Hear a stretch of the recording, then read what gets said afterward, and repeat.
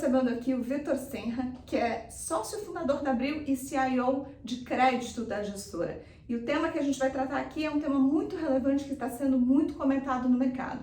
O impacto dessa queda da inflação nos fundos de recebíveis e em especial no BIMI, o nosso Abril Multiestratégia, que tem ali uma carteira também muito alocada em CRI. Seja bem-vindo, Vitor. Obrigado, Michele. Prazer estar com você aqui. Legal. Vitor, o último relatório que a gente divulgou aí do mês de junho mostrava ali que o fundo estava mais ou menos ali 68% alocado em CRI. Desse total que a gente tinha em CRI, quanto que estava atrelado à inflação, quanto a CDI, qual é a sua visão aí, olhando para frente? Conta um pouquinho para a gente. Legal. Então, no mês de junho, a gente fechou aí com uma carteira de mais ou menos 40 milhões de reais em CRIs, que dá mais ou menos 68% aí do PL do fundo, e dessa carteira 85% em CRIs high grade e 15% em CRIs high yield.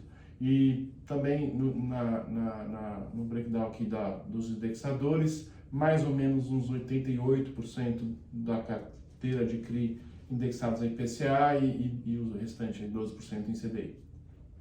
Legal. E olhando para frente, a gente deve esperar a gestora ali migrando essa carteira para um portfólio mais indexado a CDI ou deve ficar ali no IPCA mesmo? Qual é a visão da gestora aí, mirando especificamente essa alocação do BIMI? Eu acho que a gente está vivendo um momento bem particular aqui do ponto de vista do cenário macroeconômico, tanto no mundo quanto no Brasil. A gente passou aí por uma turbulência com guerra, pandemia, crise no setor de energia, commodities também subindo muito, choque de oferta, e agora a gente está vendo aí a atividade real caindo, né, e provavelmente essa inflação vai ser ajustada por queda de atividade e demanda, né? Então, a gente realmente espera que esse processo de mitigação de desaceleração inflacionária continue, né?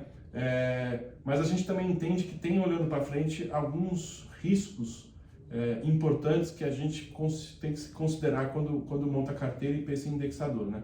Então, a gente tem para o ano que vem aí questões como a redução do ICMS, dos combustíveis, a questão a subida de juros no mundo inteiro e o impacto disso nos preços das commodities e também aqui na atividade local e lá fora. Então, assim, é um momento que, exato, tem um momento que tem alguma incerteza na frente, ainda que a gente esteja bastante construtivista aí com o cenário. Nesse aspecto, a gente tem, assim, priorizado alocar a carteira em papéis que pagam IPCA.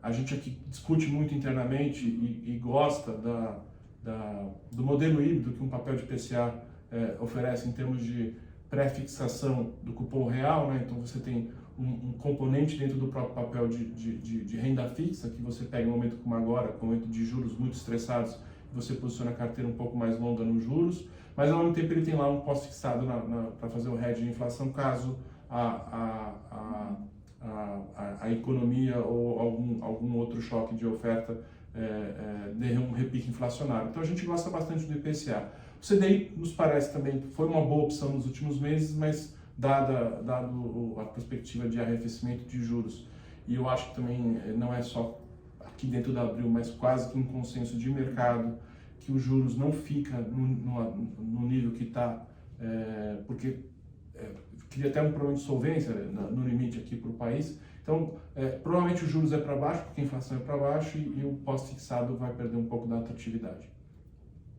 E olhando especificamente agora para o mercado, não só falando de BIMI, quais os fundos que você acha que podem sofrer mais? Qual o setor que pode sofrer mais? A gente vê muita gente ali falando sobre uma migração ali para fundos de tijolo, ao invés de fundos de recebíveis. E quais os fundos que acabam sendo mais ali um fator de proteção ou que trazem uma rentabilidade melhor neste cenário de inflação arrefecendo? Excelente pergunta, Michele. Assim, a gente, obviamente, quando você fala de uma correção de juros no longo prazo, qualquer ativo ligado a um desconto de fluxo de caixa como tijolo, por exemplo, ele tende a se beneficiar. Então a gente também está olhando aqui taticamente essa classe de ativo como um todo. E tem bastante fundos aí descontados de tijolo com bastante desconto em relação ao patrimonial. Tem que também fazer uma análise criteriosa para ver se essa patrimonial reflete o que você acha que o imóvel lá, laço do fundo vale, né? Mas ainda assim parece ter bastante oportunidade nessa vertical de tijolos. Mas a gente tem que lembrar que depende muito do perfil e do horizonte de investimento desse cotista, porque no curto prazo o tijolo, até porque está muito ligado à atividade real, que ainda sofre bastante, né? O rendimento fica bastante comprimido e ofendido, e vira quase que um play mais de ganho de capital, e para um cara mais paciente, para um investidor mais paciente. A gente continua gostando bastante dos fundos de papéis, mas aí a gente tem até aqui uma convicção que em cenário em que os juros caem, você vai separar um pouco do joio do trigo, que foi até um pouco da discussão que eu tive com a Michelle há pouco aqui.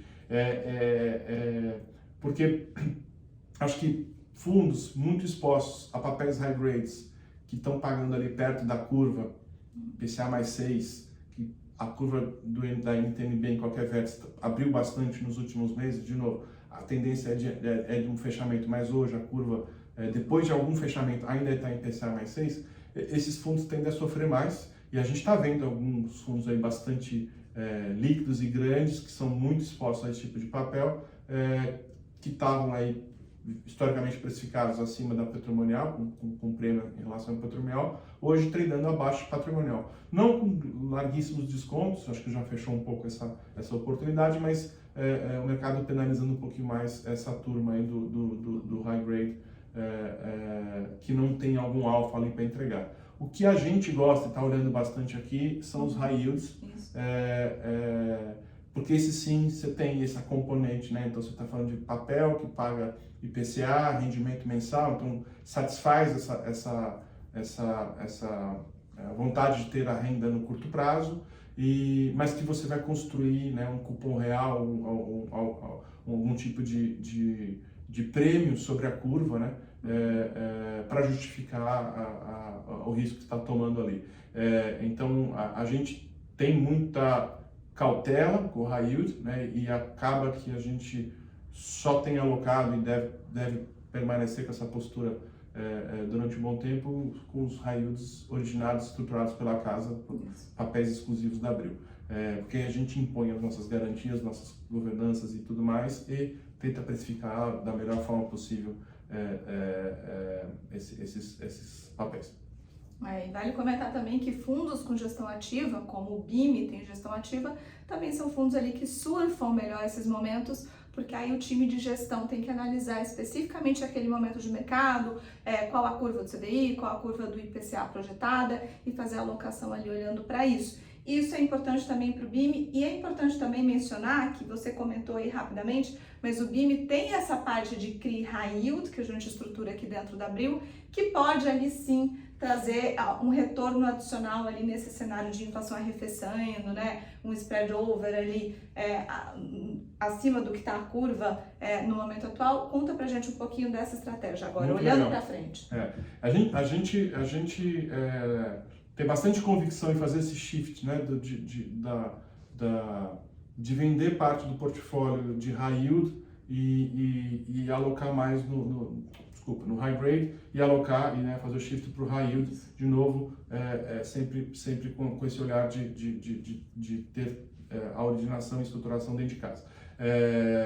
Como eu disse anteriormente, é legal a pergunta da Michelle, a gente tem hoje 15% do portfólio de CRI alocado em high yield, mas a gente chega em dezembro agora de 2022 com papéis já contratados, quer dizer, são aquisições que já estão contratadas, mas que têm desembolsos ao longo do tempo, em 30%. Então a gente dobra o percentual de CRIs high yields dentro da carteira de CRI do BIMI em poucos meses aí, e em 23 esse crescimento também continua. E é legal de dizer, assim, só para dar um pouco de norte, né? A gente está falando de aos poucos sair de papéis que estão muito próximo da curva das NTNBs, de novo, aberta ainda, mas bastante próximo, né? E migrar para papéis que paguem 400 a 500 bips, né? De spread sobre a curva atual, né? Então, IPCA mais 10 a 11 aí nesse range. Então a gente está muito focado nessa execução, a gente acha que tem uma excelente oportunidade, aí a liquidez do mercado permite que a gente origine papéis que tenham excelente garantia, excelente lastro, com excelente governança, a yields reais bastante interessantes, e é nessa execução que a gente está muito focado aí há algum tempo já. Isso já é uma convicção que a gente tem há algum tempo, mas que realmente nos últimos meses aceleramos bastante pela originação do time aqui de crédito estruturado. É isso, então olhando para frente a gente deve ver aí o yield médio daquela carteira lá de CRIs, né, que a gente origina, que estrutura dentro de casa, crescendo, tá? Então a gente vai ter uma maior exposição aí do BIM a esse tipo de ativo, obviamente com todas as garantias ali que os CRIs normalmente possuem, toda uma governança aqui do time da Abril.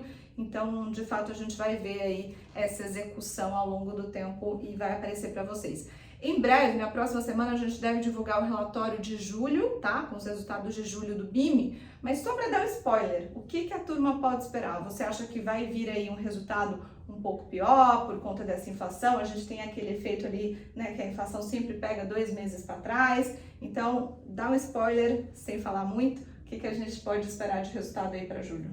Eu acho que a gente, acho que o que a gente tinha que surfar de inflação, a gente surfou e a gente fez certo. Acho que não participar disso teria sido um erro. Então a gente tomou a decisão certa de realmente expor o fundo o máximo possível à inflação, e pegamos toda essa onda. É evidente que conforme a inflação vai arrefecendo, a componente inflação do nosso resultado também vai diminuindo com todo o mercado. Eu acho que a gente vai conseguir manter o nosso rendimento por cota em níveis muito interessantes, porque a gente está muito preparado com a execução ali com a mão na massa, com a execução na ponta da linha ali, para fazer esse shift, né, e aos poucos ir agregando papéis que pagam mais, a gente tem estruturação com upfront fee, então tem toda uma remuneração adicional que esses papéis trazem para o portfólio, que permitem com que a gente mais ou menos substitua o benefício inflacionário recente por uma criação de valor no cupom real, olhando para frente. A gente acha que por uma coisa pela outra a gente vai ficar ali muito próximo do que viemos fazendo até hoje. É isso. E por consequência, né, a gente espera aí que a cota ande, que vocês fiquem felizes também com o resultado. Foco, execução, de fato aqui colocar para dentro o que a gente tem prometido e tem trabalhado em cima para trazer o melhor resultado possível para vocês.